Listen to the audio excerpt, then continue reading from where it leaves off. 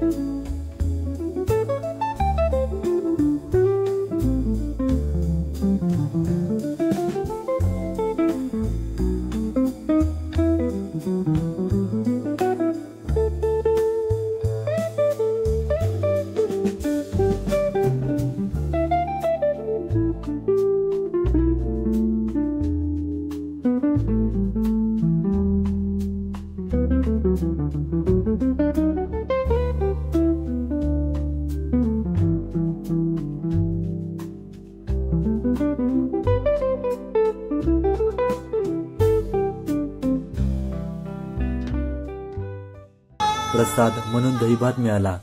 तो प्रसाद खाताना जाणवलं, आता घर रिकामं झालंय।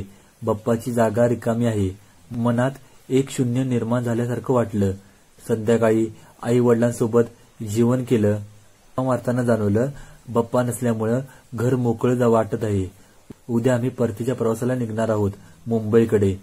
या 7 दिवसातील आठवणी, आरत्या, भजन, हास्यमस्करी आणि भक्तिभाव हे सगळं आयुष्यभर मनात राहिलं। तर मित्रांनो, हा होता आमच्या गावातील 7 दिवसाच्या गणपती उत्सवाचा काही क्षण। तुम्हाला मी या व्लॉग मध्ये सर्व दाखवलेलं आहे।